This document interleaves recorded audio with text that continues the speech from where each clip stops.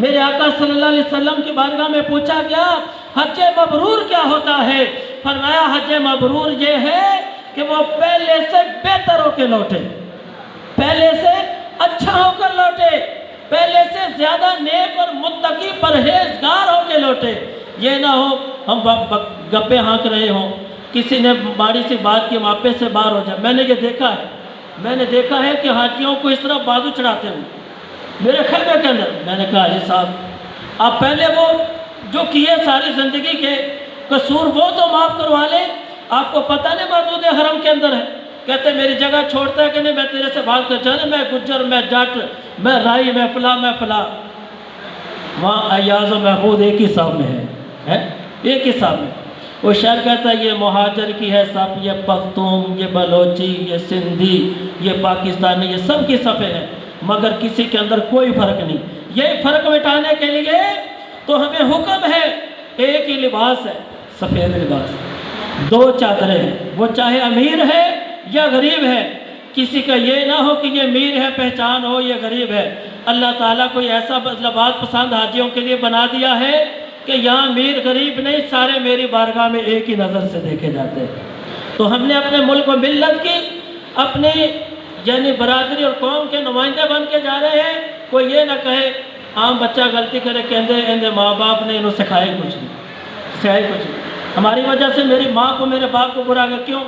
हज मैं करने जा रहा हूँ उससे लोग अच्छा न समझे क्यों? मेरे मुल्क को बुरा क्यों? आइए हम नियत करते हैं किसी मुल्क या अपने मुल्क के हाजी से कोई तकलीफ पहुंची, अल्लाह की रज़ा के लिए सब्र करेंगे, उसे माफ़ करेंगे, ठीक है? आला अखलाक का मुजाहरा करें। और आइए मैं अपने असल मौजू की तरफ आता हूँ।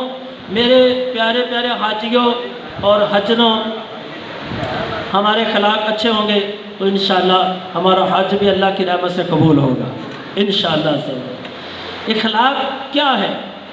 हमने इससे पहले कि मैं अखलाक की आपको एक बात बताऊं, हमने तैयारी करनी है 3 तरह की। कितनी तरह की तैयारी करनी है? बोले यार, कितनी तरह की तैयारी करनी है?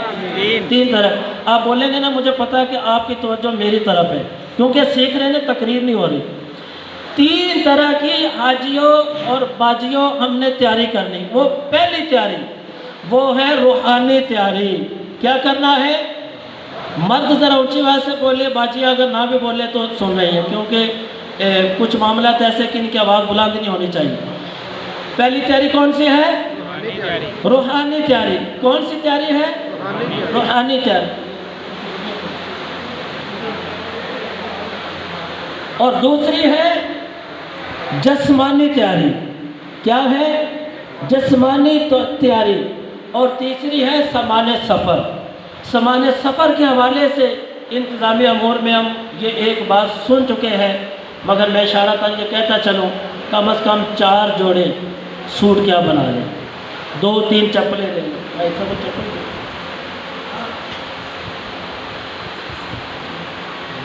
इस तरह की सॉफ्ट अच्छी यानी चप्पल ले, ये तो सैंपल के तौर पर रखी है, हल्की है, अच्छी ले ले। आप जहाँ पर 12 लाख रुपया खर्च कर रहे तो आप जूता जो है इस तरह का वो अच्छी तरह का ले लेंगे, आपके पाँव को चलने में आसानी आरामदेह हो, अच्छे किस्म की। ये आम है, ये 100-200 की होगी, आम है, सैंपल के तौर पर रखी है। आप अच्छी किस्म का जूता जो है वो ले लें। लिहाजा 2-3 जूते ले लें। बाकी आप बातें सुन चुके हैं। आपने जो नाखून तराश या सेफ्टी रेजर वगैरह ये ले लें, कैंची लेनी है तो वो साथ ले लें, फल काटने वाली छुरी लेनी है तो उससे मुराद इतनी बड़ी नहीं हो, बस छोटी सी हो। ये सारी चीज़ें लपेट के आपने अपने हैंड बैग के अंदर नहीं रखनी, आपने अपने कपड़े वाले बैग के अंदर रख के, जैसे हमारे प्रोफेसर साहब ने बताया था, आप काउंटर पे जमा करवा के इमिग्रेशन पे चले जाएं। अगर हैंड बैग के अंदर कोई चीज़ हुई तो आपको एयरपोर्ट पर रोका जा सकता है। फिर आप किसी को बुरा नहीं कहिएगा, अपने आप को कोसिएगा कि आपने ये काम क्यों किया है। लिहाजा आपने ये तैयारी के हवाले से सुन लिया है।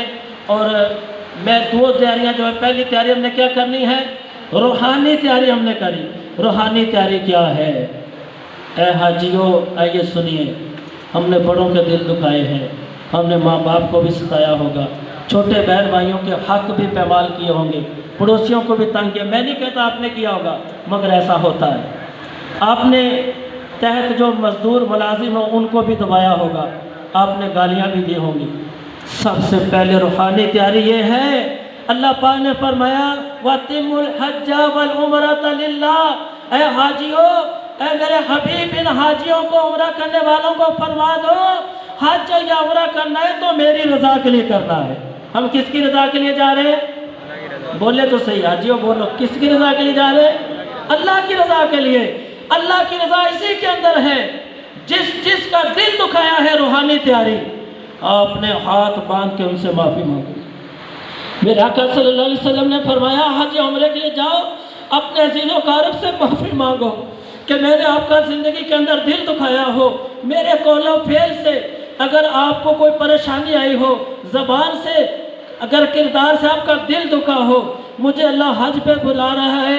ऐ मेरे भाई, ऐ मेरी बहन, ऐ मेरी बेटी, जो भी हमारी कफालत के अंदर कुर्बा जवान, उनसे माफ़ी मांगे, उनसे यहाँ माफ़ी मांगे, अल्लाह तुम्हें माफ़ कर देगा। आप माफ़ी मांगे, अल्लाह तुम्हें माफ़ कर देगा। अगर बिलफर्ज हमने किसी का दिल नहीं दुखाया, हमारा दिल किसी ने दुखाया है, हमारा हक दबाया है, हमें परेशान किया है, आप अल्लाह को हाजिर नाज़िर करके कहे या अल्लाह मैं तुझे इस बात पे गवाह बनाता हूँ, आज तक मेरा जिसने दिल दुखाया है, मालिक तेरी रज़ा के लिए मैं उसे माफ़ करता हूँ। आप माफ़ करेंगे, अल्लाह तुम्हें माफ़ी अता फरमाएगा। इखलाकुल सालिहीन मकतबतुल मदीना की किताब है, उसके अंदर बड़ा प्यारा वाक़या लिखा है। इब्तिदाई सफ़ों के अंदर लिखा है कि एक शख्स घर में आया, सारा दिन काम काज किया, घर के अंदर आया, थका हुआ था, भूख पे भी लगी थी, अपनी बीवी से कहने लगा, बाजियाँ भी ज़रा गौर से सुने, कहने लगा कि खाना तैयार है। उसने कहा भी ऐ मेरे शौहर खाना तैयार नहीं है, थोड़ी देर आप आराम करें, मैं खाना बनाती हूँ। वो शौहर थोड़ा था गुस्सीला, जिन्हों पंजाबी चापा कब्बा भी कह लेने के गाली नहीं सारदा। औरत भी डरी हुई थी कि पता नहीं मेरे साथ क्या करेगा। उस बेचारी ने शौहर के डर की वजह से हांडी में सालन में 2 बार वो बेचारी नमक डाल बैठी। जब खाना तैयार हुआ, खाया तो कौड़ा था सालन, नमक ज़्यादा डाल गया। अब तो जो रखे मेरी तरफ पानी साहब के पास पहुंच जाएगा, क्योंकि ये बातें आपके लिए सीखना फ़र्ज़ है। पानी तो हम पीते रहेंगे, मर करबला वालों की प्यास याद करें, हम तो कुछ भी नहीं, अब ये सीखे बातें। अच्छा, बंदे को बड़ा गुस्सा आया, जिसे भूख लगी हो और बहुत ज़्यादा लगी हो और सालन भी कड़वा हो और बनाया भी उसने जिसके ऊपर पूरी तरह से कुव्वत भी हासिल है, हर तरह का इख्तियार हासिल है। बंदे के दिल में आया कि मैं एक ही थप्पड़ मार के इसकी जान निकाल दूँ, मगर दिल के अंदर खौफे खुदा आ गया। सुने, दिल के अंदर बात क्या आई कि जैसे आज मेरी बीवी के ऊपर मुझे ताकत हासिल है, चाहूँ तो एक थप्पड़ मार के वो इसकी तहस नहस कर दूँ, मगर जैसे मुझे इसके ऊपर कुव्वत हासिल है ना, जिसने मुझे इसके ऊपर ताकतवर बनाया है, उसको मेरे ऊपर ये कुव्वत हासिल है। उसने अपनी बीवी को माफ़ कर दिया, कुछ नहीं कहा, कोई बात नहीं। पहले बड़ा कुछ करता था, लेकिन आज पता नहीं क्या बात थी कि उसने आई गई कर दी। थोड़े दिन गुजरे, वो बंदा मर गया, फौत हो गया। मुनकर की कब्र के अंदर आए, सवाल शुरू करिए, माँ रब्बू का, माँ दीनों का, माँ कुंता तकुलु फी हक़्क़ि हाज़ा रजुल। गैब से आवाज़ आई, सुने हाजियों, हमने कैसे अल-अख़लाक़ का अपने भाइयों के कसूर कैसे माफ़ करने।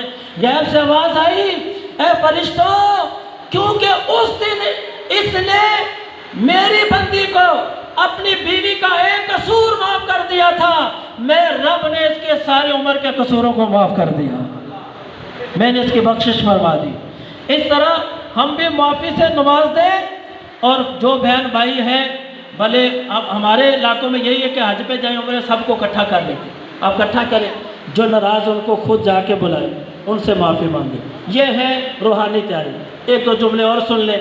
अगर किसी का हमने कर्जा देना है तो मेरे आका सल्लल्लाहु अलैहि वसल्लम ने फरमाया, हज या उम्रे के लिए जा रहे हैं ना, तो अगर कर्जा देने की भी ताकत नहीं है तो उनके पास चले जाए, भाई मैंने आपके पैसे देने, मगर मुझे अल्लाह ने हज की सादत दी, मैं जा रहा हूँ, तो आपके देने में वापसी पे लौटा दूँ। अगर आप ऐसे चले गए ना, रास्ते में फौत हो गया, अल्लाह बगैर हिसाब व किताब दाखिला जन्नत नसीब फरमाएगा। दूसरा ये, अगर हज के लिए फौत हो गया, उसकी मग़फ़िरत भी हो गई और ता क़यामत हर साल ता क़यामत उसकी शक्ल का एक फरिश्ता उसकी तरफ से हज अदा करता रहेगा। प्यारे आका इस्लाम ने इरशाद फरमाया, जो हज के लिए निकला हाजी, जिसके लिए अपने लिए वालिदैन के लिए जो दुआ करे, जिस मुसलमान के हक में दुआ करे, अल्लाह उनकी दुआ कबूल फरमाता है। आप सल्लल्लाहु अलैहि वसल्लम ने इरशाद फरमाया कि हाजी को हर कदम पर जो है वो 7 लाख नेकियां मिलती है। लिहाजा हाजी के लिए और भी बहुत बड़ी फजीलत है। आइए इसके बाद हम मुनासिक हाजी की तरफ चलते हैं। हदीस पाक में जो बच्चा हाफिज़ कुरान बन जाए, बाअमल हो, बेअमल नहीं, बाअमल हो, कुरान पाक ने जिन कामों का करने का हुक्म दिया वो करे, जिन बातों से मना किया उससे मना हो जाए, यह है बाअमल हाफिज़ कुरान। आप सल्लल्लाहु अलैहि वसल्लम ने फरमाया, जो बाअमल हाफिज़ कुरान है वो क़यामत वाले दिन अपने घर वालों में से 10 अफराज को बगैर हिसाब किताब दाखिला जन्नत उसकी वजह से उन्हें नसीब होगा। मगर ए हाजियों, ए हजनो, तुम्हें मुबारक हो, मेरे आका मदीने वाले मुस्तफ़ा, काबे के बदरी तुजा, तैबा के शम्स दुहा, दाफे जुमला भला, शाफे रोज़े जज़ा, सल्लल्लाहु अलैहि वसल्लम ने फरमाया, ए हाजियों, तुम्हारे लिए खुशखबरी है, जब तुम अल्लाह की रज़ा के लिए निकलते हो, वतिमुल हज्ज वल उम्रा लिल्लाह, अल्लाह की रज़ा के लिए निकलते हो, 10 नहीं, 20 नहीं, 50, 100, 150, 200 नहीं, 300 नहीं, फरमाया हाजी की बरकत से अल्लाह ताला उनके खानदान में से 400 अफराद को बगैर हिसाब किताब दाखिला जन्नत नसीब फरमाएगा। तो कितने खुश नसीब है आप इतने मुबारक सफ़र पे जा रहे हैं। तो आपने, मैं फिर कहूँगा, सब्र सब्र सब्र सब्र। शैतान चाहेगा कि आपको गुस्सा, अल्लाह आपको कामयाब करे। और मैंने आपसे वादा भी कर लिया, जब तक आपका हज अदा हो जाएगा मैं रोज़ाना दुआ करूँगा, अल्लाह इन हाजियों को सेहत अफियत के साथ लंबी ज़िंदगी अता फरमा, मनासिक हज भी इनको सेहत अफियत के साथ मुकम्मल करने की सादत अता फरमा। दुआ करूँगा रोज़ाना आपके लिए। तो आपने यानी सरकार की बारगाह में ये तोहफ़ा लेकर आपने जाना है। तो जिसने दाढ़ी रखी है वो अपना खाद करवा ले, जिस्मानी तैयारी अपना खाद करवा ले, बगलों के बाल अच्छे तरीके साफ़ कर ले, गैर ज़रूरी बाल जो हमें उतारने का हुक्म है मर्द औरतों के लिए उसे साफ़ करे, नाखून बड़े हैं इसे काट ले, पाँव के नाखून बड़े हैं इसे काट ले। अच्छे तरीके से आपने जिस्मानी तौर पे ये तैयारी करनी है। और उसके बाद आपने यानी जब एयरपोर्ट पर जाना है आपने, तो आपने अच्छे तरीके से घर के अंदर गुस्ल करना है। हम जो जा रहे हैं हज करने जा रहे हैं, हज की 3 किस्में हैं। कितनी किस्में हैं? ऊंची बात से बोले, कितनी किस्में हैं?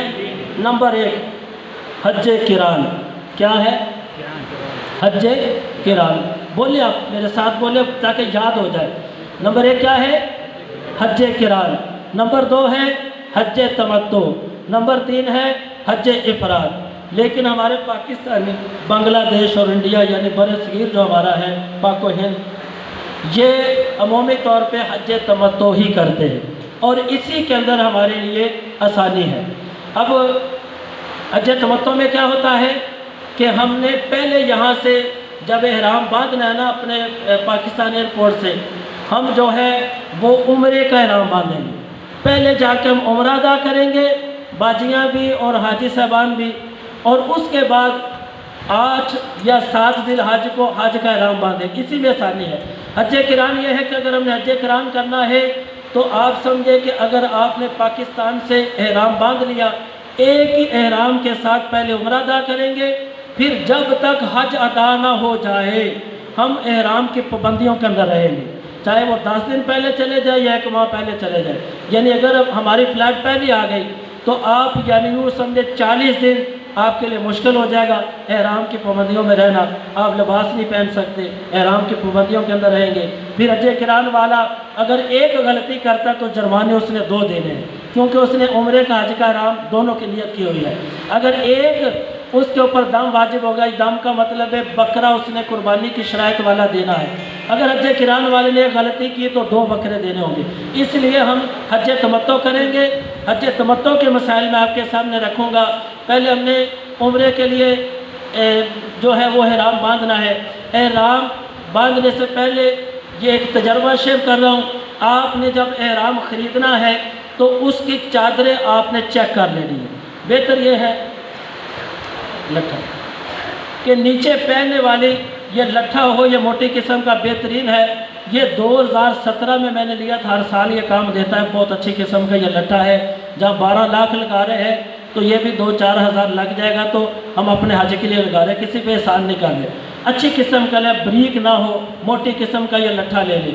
ऊपर पहनने वाला ये बेहतरीन किस्म का ये तौलिए की हो, यानी 1-2 चादरें ये ले ले, 2 ये ले ले। आपके पास 4 चादरें, 2 एहराम हो जाएंगे। नीचे लट्ठा बांधेंगे तो बेहतर होगा। जहाँ पर आप बांधेंगे मजबूत हो जाएगा। आपको पता है कि काटन का या लट्ठे का जो तय बांधो, जहाँ बांध दे तो वो वहीं पर रुक जाता है। इससे पहले आपने अपना एहराम की चादरें जो है वो चेक कर लेनी है। बात क्या होता है कि जिसका कद छोटा होता है वो चादर बड़ी ले लेता है, अब उससे वो संभाली नहीं जाती। बात के हाजी का कद बड़ा होता है, चादरें वो छोटी ले लेता है। बात का जिस्म यानी तगड़ा होता है, मोटा होता है, वो चादरें छोटी ले लेता है तो वो सही तरीके से बांध नहीं पाता। तो आपको इन बातों में मुश्किलात का सामना हो सकता है। लिहाजा अपने एहराम की चादरें ये चेक कर ले और घर के अंदर बांध ले। ये जो लट्ठे की चादर मैंने दिखाई है, जब नया खरीदेंगे इसके अंदर माया होगी, अला रोड माया वगैरह लगी होती है। आप इसे धो ले, धो के माया निकाल के खुश्क कर ले। इस्त्री करना चाहे तो कोई हर्ज नहीं, कर ले। तो जब माया निकल जाएगी तो आपके लिए बेहतर होगा। अगर नहीं धोएंगे, मैंने हाजियों को देखा है कि जब पसीना आता है ना तो वो माया बाहर निकलती है। अब उनको यानी वो वसवसा और ख्याल भटकना नमाज़ों के अंदर, रुकू और सुजूद के अंदर चलते वक्त जब पसीना आए तो माया जब लगती है, हमारे यहाँ थोड़ा सा पसीना आ जाए तो कितनी परेशानी, उलझन होती है। तो ये उलझन से बचने के लिए आपने एहराम की चादरों को धो लेना है। मर्द के लिए ये है, और बाजियों के लिए एहराम की चादरें जो वो चादरें नहीं होती, इनका असल जो लिबास सिला हुआ इन्होंने पहना हुआ है ये मोटी किस्म का हो। ऐसा लिबास हो कि जो पसीने के ज़रिए जिस्म के साथ चिपके तो जिस्म की रंगत, बेपर्दगी का खौफ ना हो। चादर भी मोटी हो। बाया आपने पहनना, बुरका आपने लेना है। बाज़ार से जो सकाफ मिलते हैं ना सफ़ेद रंग के, औरतों का एहराम, असल में वो एहराम नहीं है। अगर वो एहराम समझ के पहनती है तो ये मसला समझे, वो एहराम नहीं है। आपका असल एहराम यही है कि मोटा लिबास हो। गर्मी और सर्दी के साथ साथ देख ले, बाद मोटे कपड़े भी ऐसे होते हैं जो गर्मी के अंदर पहने जाते हैं। बीबियाँ इन मामलों को बाजियाँ समझती है। तो आपने मोटी किस्म की चादर ऊपर से बाया पहने, आपका एहराम हो गया। मगर बतौर बरकत, बतौर पर्दे के अंदर पर्दा भी, नीचे दुपट्टा भी पहना हुआ है, ऊपर वो आप सकाफ भी पहन ले तो ये बेहतर होगा कि पर्दे के अंदर पर्दा हो जाएगा। आप वो भी ले ले। बतौर आपने ओढ़नी, सकाफ आपने लेना है कि इससे मेरे बाल नज़र ना आए और मेरे जिस्म की नुमाइश ना हो, आप वो ख़रीद सकती हैं, ले लें वो भी। लिहाजा यह मर्द औरत के एहराम के बारे हमने सुन लिया। अब एहराम हमने ले लिया, तैयारी हमने शुरू कर दी। अब वो वक़्त आएगा कि हमें खुशी होगी, हम जो है खुशियों की मिराज होगी कि हमने सुबह रवाना होना है। बाकी मामला आपने सुन लिए हैं एयरपोर्ट के मुतालिका। आपने सबसे पहले ये रूहानी जिस्मानी तैयारी करके अपने आप को तैयार कर लेना है। अब आपने जिस दिन आपका सफ़र हो उस दिन आपने गुस्ल करना है। इससे पहले एक एहतियात और सुन ले, ये नोट कर ले कि बाद होंगे आप में से हाजी जो डायरेक्ट मदीना रसूल में उनकी हाज़िरी होगी, वहाँ हाज़िरी देके वो मक्के में आएंगे। बाद होंगे जो डायरेक्ट जो है यहाँ लाहौर एयरपोर्ट से जद्दा और मक्का में जाकर उम्रा करेंगे। जो डायरेक्ट जिनकी जद्दा फ्लाइट है वो मक्का पाक में जा रहे हैं, वो अपने एहराम की चादरें जो है, ये गलती कभी ना करना कि ऐसे हाजी मैंने जहाज़ के अंदर देखे हैं कि वो अपने एहराम की चादरें भी कपड़े वाले बैग में डाल के वो बिल्टी वो बुक करवा देते हैं। वो जहाज़ के अंदर थे, अब वो परेशान होते हैं। अब बगैर एहराम की चादरों अगर मिकात से गुजर गए तो उसके ऊपर भी दम वाजिब हो जाएगा। लिहाजा यही सीखने के लिए आए हैं कि मिकात से पहले एहराम बांधना ये वाजिब है। वैसे एहराम बांधना क्या है? फ़र्ज़ है। क्या है? फ़र्ज़ है। उम्रे के अंदर 2 फ़र्ज़ हैं, हज के अंदर 3 फ़र्ज़ हैं। उम्रे के 2 फ़र्ज़ कौन से? पहले हमने क्या करना है? उम्रा अदा करना है। 2 फ़र्ज़ है। नंबर 1 एहराम बांधना। क्या है? बोले क्या बांधना? एहराम। दूसरा फ़र्ज़ है खाना काबा का तवाफ़ करना। एहराम बांधना फ़र्ज़, मगर मिकात किसे कहते हैं? हर में काबा जैसे इस तरह गुलाई के अंदर आए तो एक दायरा है, उसे कहते हैं मीकात। मीकात से पहले पहले एहराम बांधना ये वाजिब है। एहराम पहनना फ़र्ज और मीकात से पहले बांधना वाजिब। जो मीकात से गुजर गया उसने एहराम नहीं बांधा तो उसके ऊपर दाम वाजिब है। दाम क्या है? कुर्बानी की शराइत वाला एक बकरा लेकर हदूद हरम में आपको ज़िबा करवाना होगा, ये इसका जुर्माना है। लिहाजा हम जो एहराम पाकिस्तान एयरपोर्ट पर बांधेंगे, जो डायरेक्ट मक्का पाक में जद्दा फ्लाइट पर मक्का में जा रहे हैं, जो मदीने में जा रहे हैं वो भले अपने कपड़ों में वो पैक करके वो डाल दें, क्योंकि आपने 9 या 10 दिन मदीना पाक में रहना है। जब मदीने से आपको मक्का की तरफ ले जाया जाएगा तो आपकी वो मदीना पाक की जो मिकात है उससे पहले आपने यही नुस्खा इस्तेमाल करना है। बस के अंदर अपना सामान वगैरह सारा रख दें, मगर ये एहराम की चादरें जो मिकात अबियार अली मस्जिदुल खलीफा हमारी मिकात है मदीना पाक से, जो पाकिस्तान से जाएंगे उनकी मिकात है यलमलम, उसका नाम है यलमलम। और मदीना पाक की जो मिकात है मस्जिदुल खलीफा अबियार अली, वहाँ वो हमारी मदीने की मिकात है। वहाँ आपने यही सामान गाड़ी के अंदर रखते हुए, बस के अंदर जमा करवाते हुए, चादरें अपने पास हैंड बैग के अंदर या अलग शॉपर में आपने रख लेनी, वरना दीगर सूरतों में आप परेशान हो सकते हैं। अब आपने गुस्ल कर लिया, गुस्ल करें अच्छे तरीके से। गुस्ले ईद हो छोटी बड़ी या जुमा हो या गुस्ल रोज़ाना हम करते हैं या गुस्ले फ़र्ज़ हो, आप समझ गए अज़वाजी ज़िंदगी जो निभा रहे हैं, तो हर गुस्ल का तरीका एक ही है। तरीका क्या है? एक ही है। आपने क्या करना है? गुस्ल के अंदर 3 फ़र्ज़ होते हैं। कितने फ़र्ज़ हैं? आज हाज की तरबियती नशिस्त के बरकत से ये भी सीख लेंगे। गुस्ल के 3 फ़र्ज़ हैं। नंबर 1 पंजाबी चापा करने गरारा करना, हलक के नरम हिस्से तक पानी पहुँचाना अच्छे तरीके से। नंबर 2 नाक की नरम हड्डी तक पानी पहुँचाए, अगर रेशा सूख कर जम चुका हो उसे अच्छी तरह छुड़ा ले, नाक साफ करें। तीसरा फ़र्ज़ सर के बालों से लेके पाँव के नाखूनों तक पूरे जिस्म को अच्छी तरीके से पानी से धोए। अब बाद में साबुन शैम्पू आप इस्तेमाल कर सकते हैं। अच्छे तरीके से मल मल के गुस्ल करें, जैसे उस दिन किया था, जैसे दूल्हा बन के जा रहा था या ईद के दिन किया था। आज तो आपकी ईदों की ईद है, आप जो है उस बारगाह में जा रहे हैं, तो अच्छे तरीके से तो वहाँ पर नवाफिल पढ़ के, क्योंकि आपका एहराम यही है जो आपने लिबास पहना हुआ है, वहाँ जाकर आपने 2 रकअत नवाफिल उम्रे के एहराम की नीयत से पढ़ने हैं।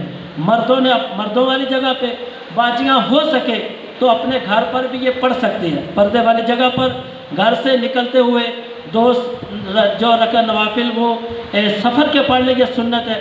उसके बाद 2 रकअत नवाफिल आप एहराम की नीयत से पढ़ ले। अभी उम्रे की नीयत ही हमने की, सिर्फ नफल पढ़े हैं, आप घर पर पढ़ ले कि वहाँ पर बेपर्दगी होने का भी बाद सूरतों में खदशा होता है। वरना जहाँ वहाँ जगह बनी है ताज़ा, आप वज़ू करें, कभी हाजात से फारिग हो, नफल पढ़ ले, हाजी साहबान भी पढ़ ले। अब नफल पढ़ के हमने पहले एहराम बांधेंगे, उसके बाद नफल पढ़ेंगे। एहराम बांधने का सुन्नत तरीका क्या है? मैं आपके सामने 3 तरह का तरीका करके दिखाता हूँ, आप उसे गौर से देखिएगा। तो एहराम बांधना फ़र्ज़ है, इसका सीखना भी फ़र्ज़ है, वो आप तवज्जो के साथ सुने। बाजियों का एहराम यही जो लिबास पहना है, तो वो आपने सुन लिया। दीगर जो मसाइल आगे बाजियाँ भी इंशाअल्लाह सुनेंगे। हाजी साहबान मर्द है, वो ये 2-3 तरीके आपके सामने रख रहा हूँ, जिस तरीके से भी बांधेंगे आपका एहराम हो जाएगा। सुन्नत तरीका ये है जो मैं आपके सामने करने लगा। ये देखिए,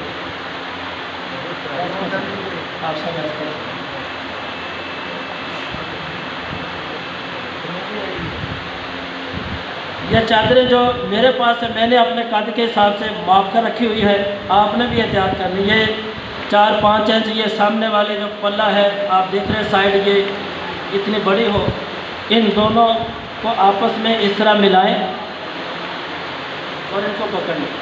आप सीधी तरफ या दूसरी तरफ जहाँ से भी आप बांधें, आपने इस तरह सारी इसकी सलवटें जो है वो ख़त्म कर लेनी है। ये हाथ अपने बगल के नीचे आगे वाला पल्ला थोड़ा सा दबाएंगे तो ये देखें अच्छे तरीके से टाइट होंगे। इसको इधर ले आइए सामने, आप देखें इसकी सारी सलवटें जो है वो ख़त्म हो गई। अब सीने की तरफ से सामने से आपने इसे फोल्ड करना शुरू कर दें। पीछे से आप नहीं करना, पीछे से करेंगे तो ये बच जाए, यानी टाइट होने की या ढीला हो जाएगा। इस तरह आपने इसे बांधना।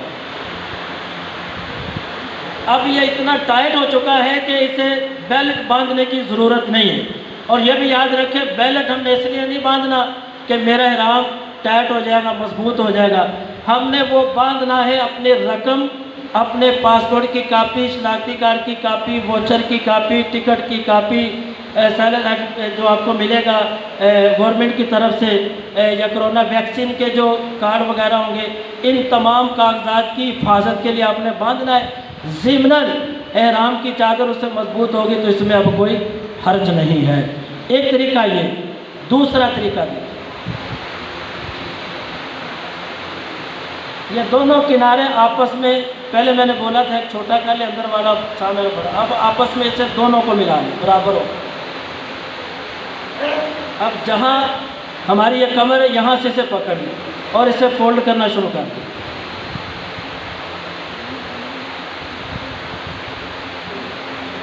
गौर से देखें, ये राह बांधना फ़र्ज, इसका सीखना भी फ़र्ज है। अब ये दोनों हमने इकट्ठे कर लिया, पकड़ लिया। अब दाएं बाएं इसको घुमाएं। अब इसी तरह जैसे वो फोल्ड किया था इसे भी कर। अब ये भी मजबूत तरह का बन चुका है और पर्दे के अंदर पर्दा हो गया है।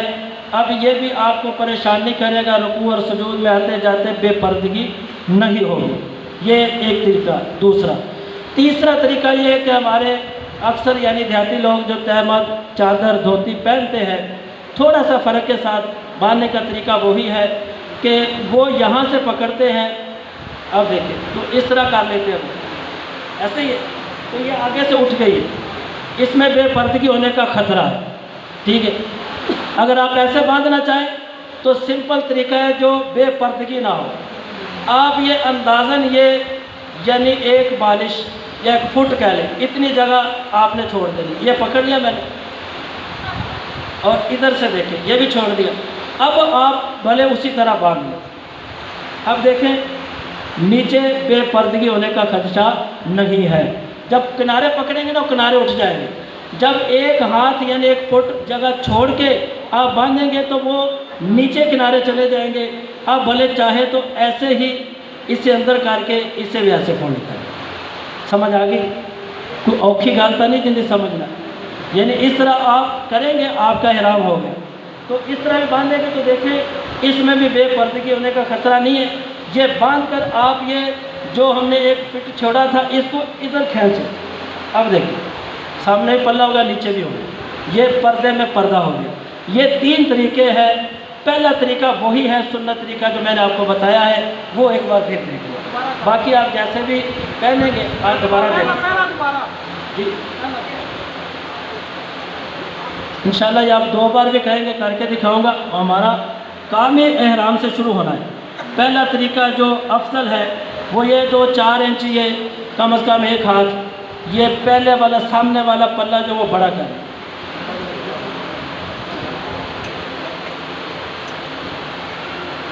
ये आप इस तरह ले जाए, दाएं या बाएं जहाँ से बर्बाद होंगे होंगे ना भी खब्बे हाथ ना काम कर दें। उन्होंने इधरों करना सन, आप दाएं बाएं जहाँ से बांधे ये दुरुस्त है। इस तरह ये सामने पल्ला अपने बगल के नीचे दबाएं और ऊपर से इसे और फिर इसको यहाँ से मिला दें। अब आप ऊपर से फोल्ड करना शुरू करें।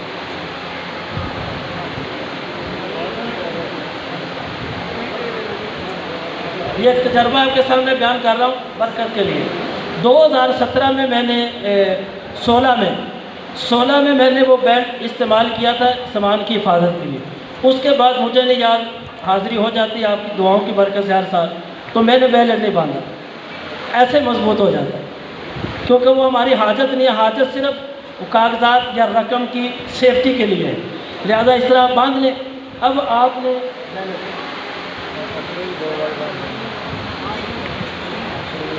अच्छी किस्म की बेल्ट है,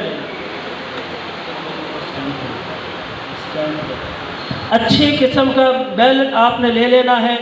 जहाँ हम लाखों रुपया खर्च कर रहे हैं हज करने के लिए, तो यहाँ के मैंने जैसे पहले चप्पल के बारे में, ihram के बारे में बताया कि अच्छी किस्म का ले, तो आपने अच्छी किस्म का लेना है। और ये सैंपल के तौर पर ये साल से मेरे पास है, 2016 से अब तक काम दे रहा है। इस तरह अच्छी किस्म का ले, ये मेरा नाम, पाकिस्तानी नंबर और वहाँ मक्का मदीना का नंबर, व्हाट्सएप नंबर, ईमो किस पर बनाए, ये सारा है। ऐसा होता है बाज़ औक़ात ना ये खुद ही, ये जो इसकी क्लिप बना होता है ना, ये बसकुआ, ये खुद ही खुल जाता है, या बाज़ सूरतों में ये ही टूट जाता है, तो गिर जाता है, हमसे तो किसी ने चोरी कर लिया।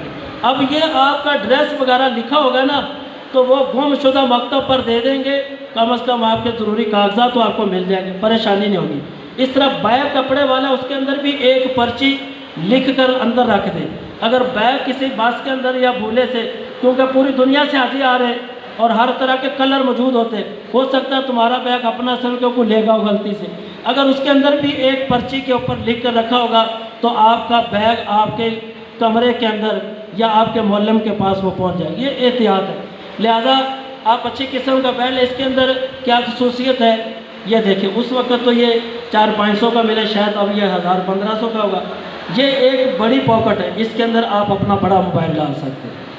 ये छोटी पॉकेट है के बाद हाजी छोटा मोबाइल साथ रखते हैं कि अगर एंड्रॉयड मोबाइल जो है इसकी बैटरी टाइमिंग कम है, साथ दूसरा भी रखते हैं जो 4-5 दिन निकाल जाता है, तो अब छोटा मोबाइल इधर रख लें।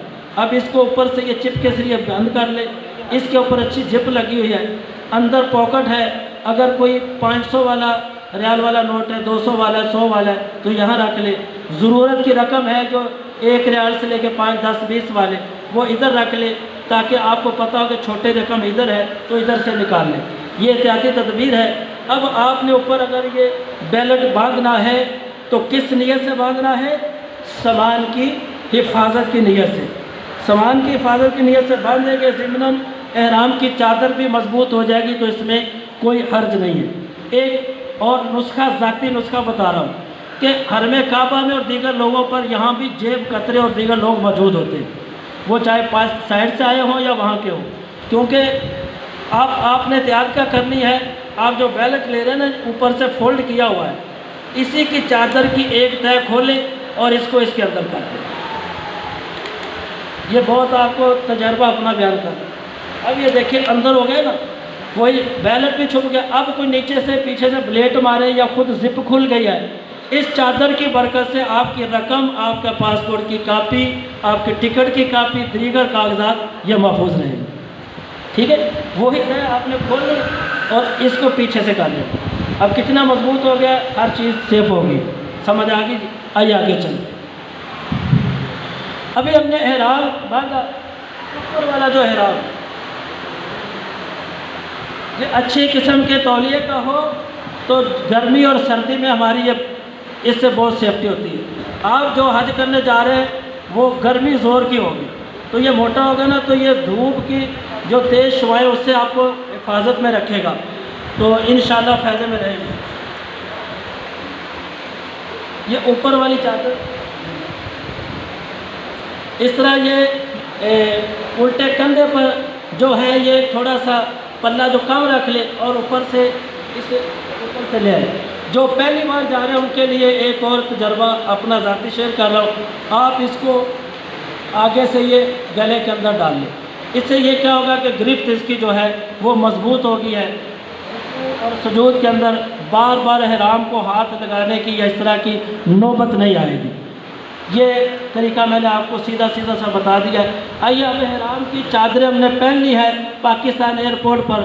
अब उसके बाद हमने क्या करना है, एहराम के नफल पढ़ने हैं। क्या पढ़ना है? आवाज़ नहीं है, क्या पढ़ना है?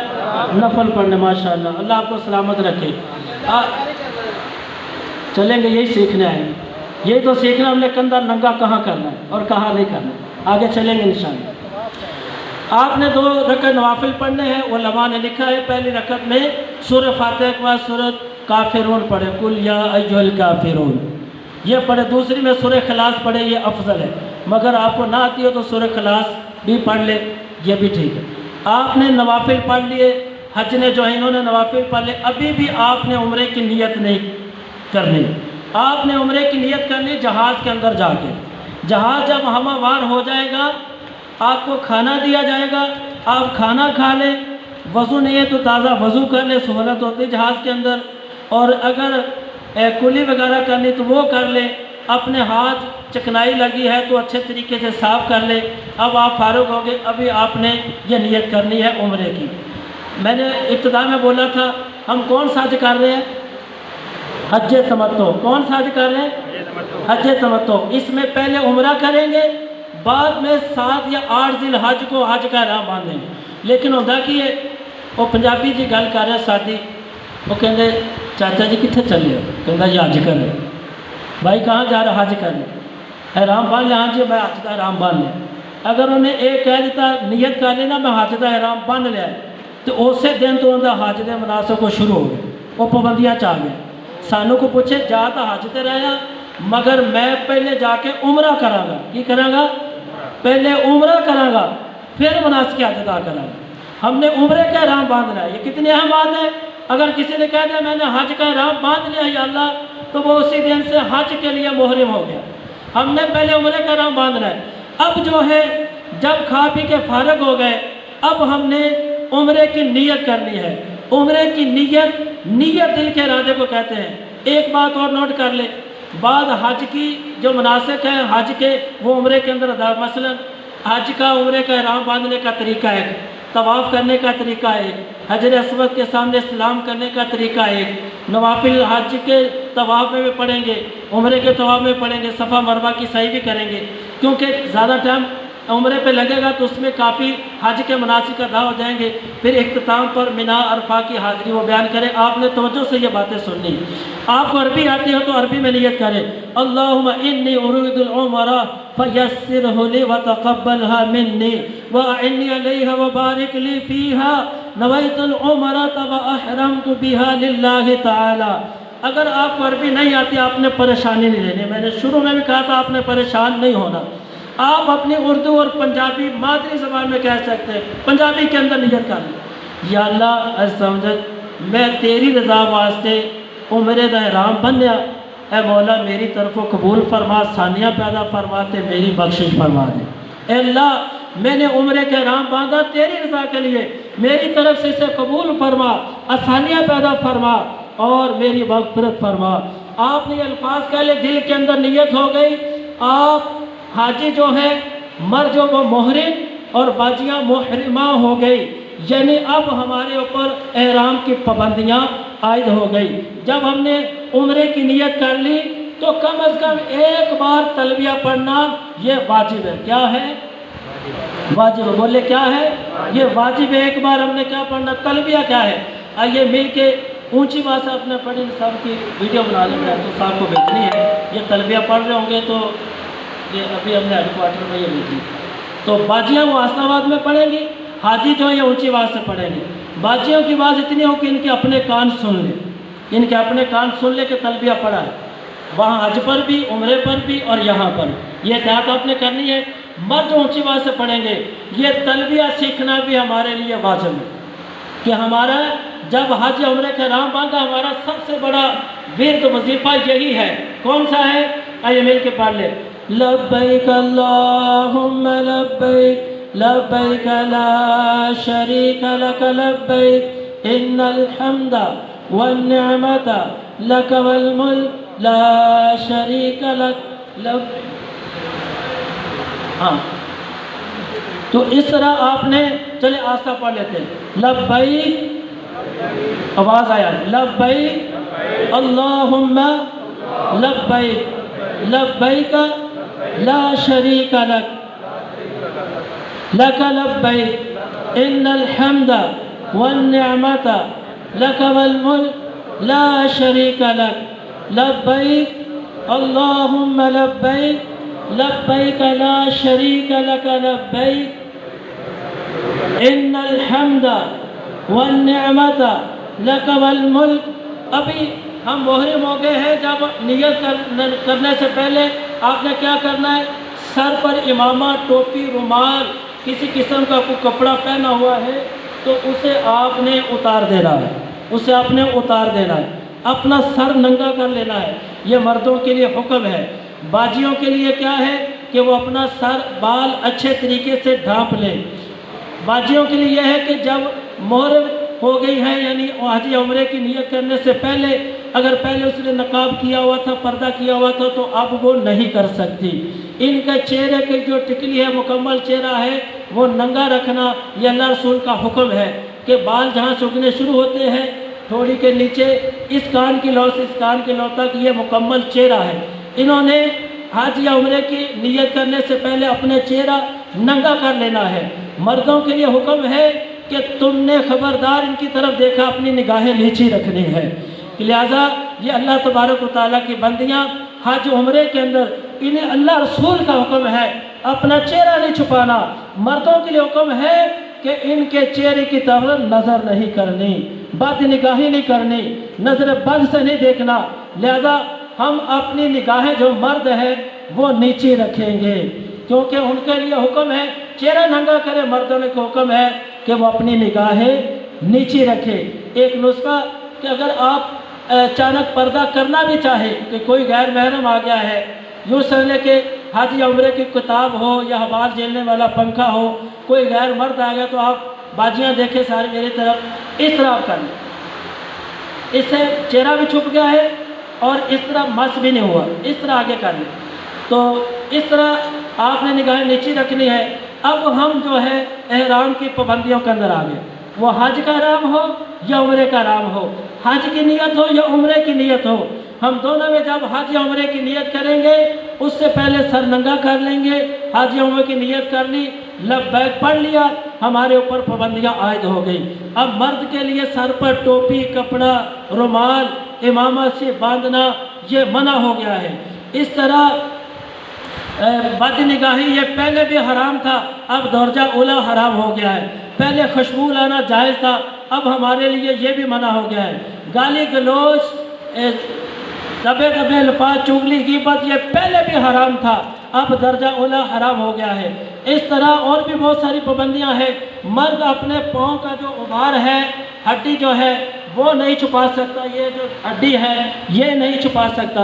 बाजियाँ जो है वो पाँव के अंदर अपनी जराबे बारीक सी पहनना चाहे वो पहन सकती है, बंद जूता भी पहन सकती है। मर्द सर के ऊपर बैग या कोई गठड़ी वगैरह नहीं उठाएगा कि उसने सर को नंगा रखना है।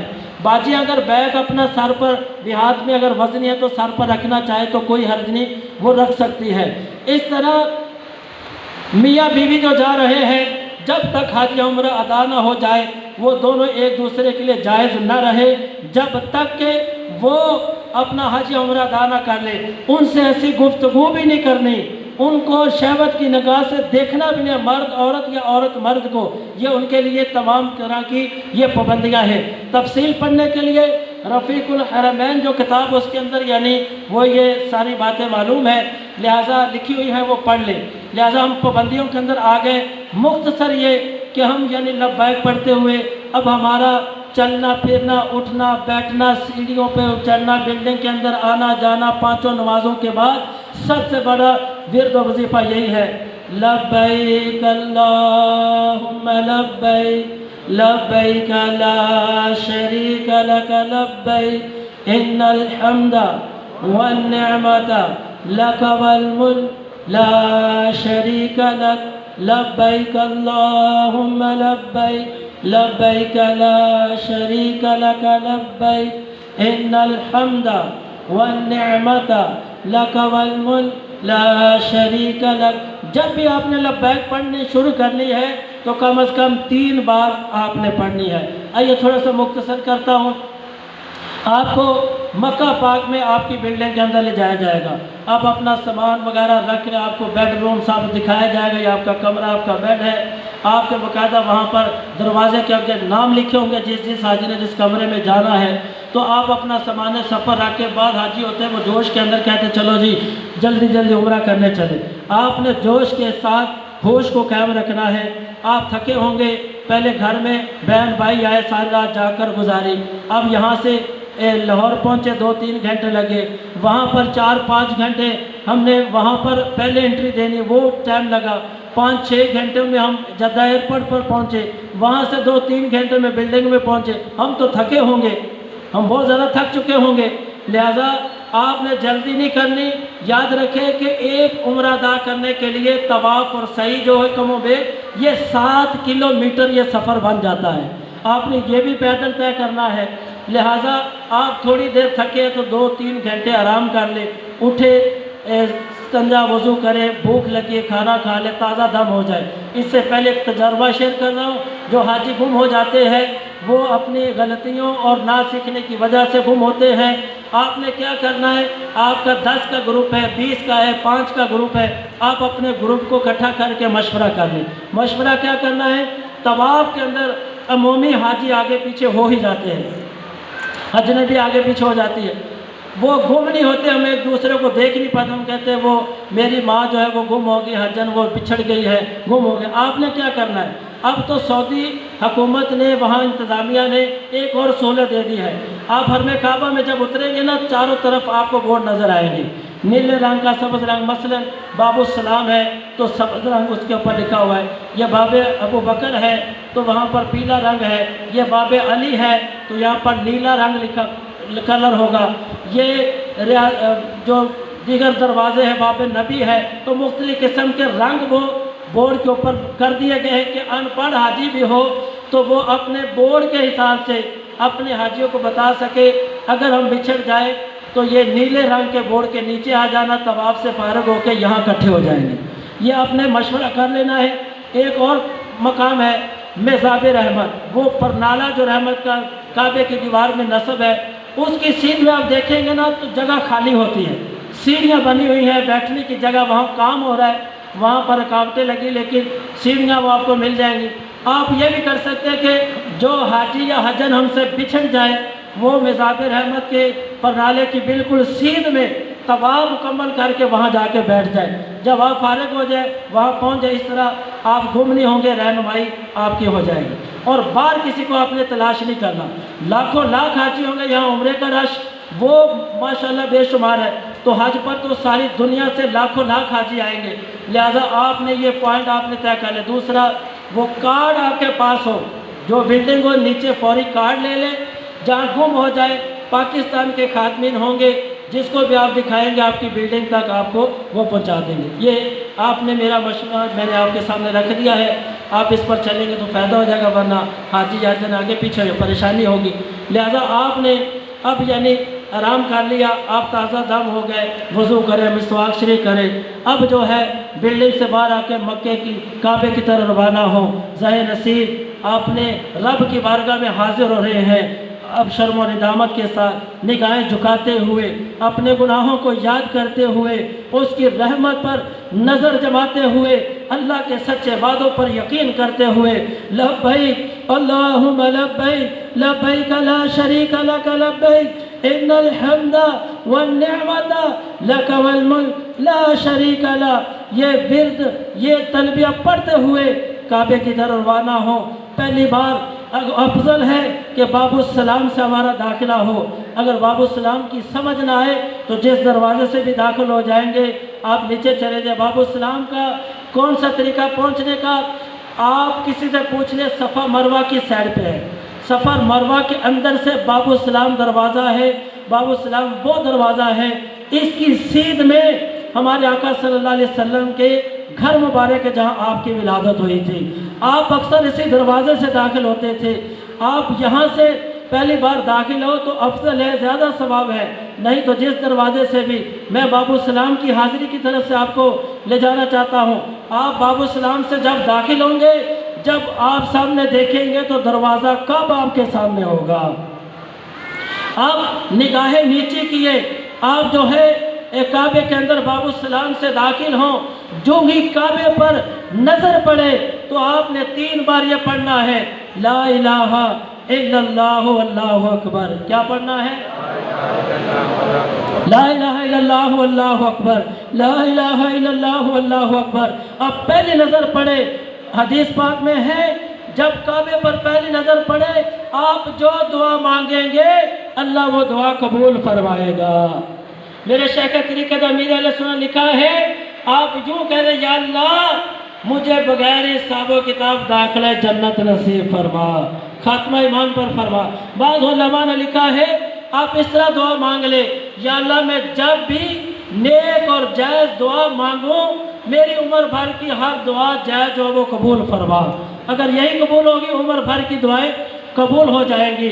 मगर आप आयत कुरान ये याद कर ले, ज़ाहिर नसीब ये दुआ मांगे, रब्बना आतिना फिद दुनिया हसनतम व फिल आखिरा हसनतम व किना अज़ाबन नार। अब जो है पहली दुआ आपने मांगनी है। आइए काबे के अंदर हमारी पहली हाजिरी है। आप अल्लाह की बारगाह में इस तरह हाथ बुलंद कर दे, अल्लाह के बारे में गिड़गिड़ाए, दुआ मांगे, ए मौला ये तेरा करम है, तूने हमें अपनी बारगाह में बुलाया है, हम अपनी मर्जी से नहीं आए, ये तेरा ही करम है, तूने बुलाया है, हम हाजिर हो गए हैं। ए मौला तुझे तेरी शान करीमी का वासिता, शान रहीमी का वासिता, रऊफ होने का वासिता, रहीम होने का वासिता, करीम होने का वासिता, तुझे मेरे आका सल्लल्लाहु अलैहि वसल्लम का वासिता, मकीने गुंबद खजरा का वासिता, नबियों की नबूवत का वासिता, रसूलों की रसालत का वासिता, सदीकों की सदाकत का वासिता, शहीदों की शहादत का वासिता, औलिया कामिलीन का वासिता। मालिक हमारे ऐबों की तरफ ना देख, हमारे गुनाहों की तरफ ना देख, या अल्लाह तुझे काबे की अजमतों का वास्ता करना है। इसी चादर को आप उतारे, आपने अपनी सीधी बगल के नीचे से इस तरह आपने ऊपर से ले आए। पहले मैंने बताया था कि ऊपर गले में डाल ले, आपकी चादर बार बार उतरेगी नहीं। अब ये किनारा पकड़ के इसको आप अंदर कर, आप कर लेंगे, ये भी पकड़ेंगे। अब देखिए ये चादर मजबूत होगी और सजूद के अंदर ये चादर भी आपकी नहीं गिरी। हमारा सज्जा कंधा जो है ये नंगा हो गया। ये इस्तिबा उस वक़्त हमने करना है जब हज या उम्रे का हमने तवाफ़ करना है, हज या उम्रे का तवाफ़ करना है। जब तवाफ़ पूरा हो जाए फिर इसे नीचे से निकाल के वैसे पहनना। बाद हाजी वो सीख कर नहीं जाते, वो कहेंगे पता नहीं सारे हज के कंधा नंगा ही करना है। सब नासिक हज में कंधा नंगा हमने नहीं करना। सिर्फ जब हज या उम्रे का तवाफ़ करेंगे उस वक़्त अपना सज्जा मोटा जो है कंधा जो ये हमने मर्दों ने ये नंगा करना। अब ये हमने इस्तिबा कर लिया। अब हम क्या करेंगे, तवाफ़ की नियत करेंगे। अगर अरबी के अंदर याद हो, या आपने नुस्खा याद रखना है, अल्लाह मैं तेरे सोने का तवाफ़ कर दी नियत करना, इरादा करना है, सोने कबूल कर ले तो मेरे वास्ते सानी पैदा फरमा, मेरी बख्शिश फरमा। उर्दू के बेहतरीन अल्फाज, या अल्लाह तेरे मोहतरम घर के तवाफ़ करने का इरादा करता हूँ, मालिक मेरी तरफ से कबूल फरमा, सानिया पैदा फरमा, मेरी बख्शिश फरमा। आपने तवाफ़ की नीयत कर ली। आप जब इंटर हुए थे बाबूसलाम से दरवाज़ा काबा आपके सामने था, आपने दुआ मांग ली, इस्तेमाल कर लिया, तवाफ़ की नीयत कर ली। आप थोड़ा सा आगे आए, ये आप दरवाज़ा यहाँ पर होगा, आप थोड़ा सा आगे आए, थोड़ा सा उल्टा की तरफ सरकेंगे तो दरवाज़ा काबा आपके सामने है। ये कोने के अंदर हजरे अस्वद जो है वो लगा हुआ है, जो काबे की जब तामीर हुई थी तो अल्लाह पाक ने ये जन्नत से भेजा था। जबरील को हुक्म दिया ये ले जाओ और मेरे खलील को जाके ये कहो कि फलां पहाड़ के ऊपर है, ये काबे की दीवार के अंदर जो है ये नस्ब करे, ये जन्नती पत्थर है। प्यारे आका अलैहिस्सलाम ने भी यहाँ